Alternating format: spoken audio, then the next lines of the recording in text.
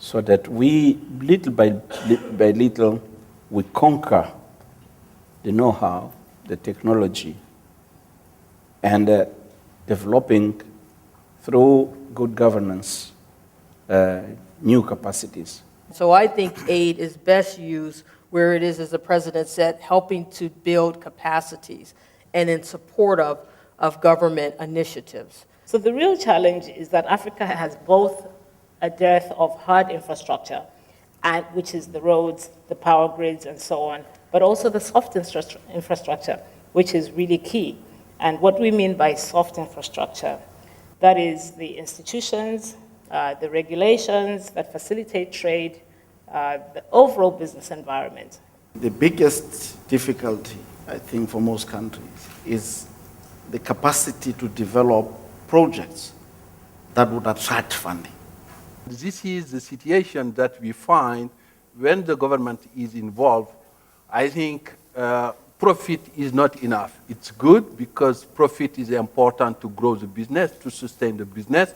This is the lifeblood of the business, but it should return more, especially on the social aspect, on the economic development, and being sure the company is providing a lot of benefit to the different communities.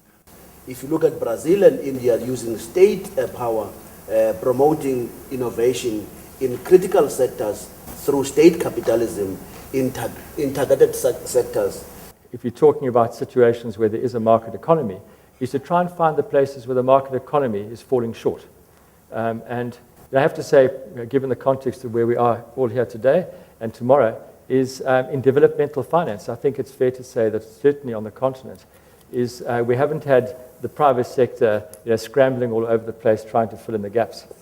So it would seem to me that there would be a very healthy place for state capitalism in providing what we've heard about, this very necessary financing. The challenge of lack of intra-trade within the continent is not merely related to tariffs. I think the biggest impact is actually poor infrastructure and the cost of moving goods between African countries. And that we can only be able to address by ensuring that we build infrastructure that can make us more efficient and make it easier for us to transport goods within African countries.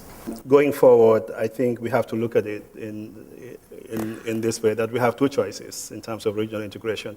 One, either we have a paradigm shift or we continue to model through the way that we're doing it.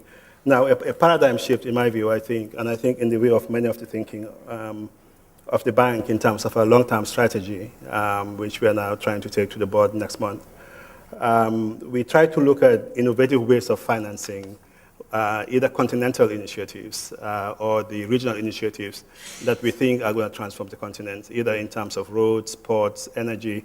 INGA project, for example, would be a very transformational project if we were able to do it.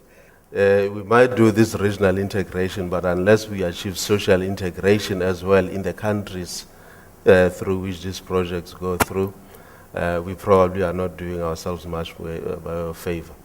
If I'm going to invest in this piece of infrastructure, very costly, what are the benefits?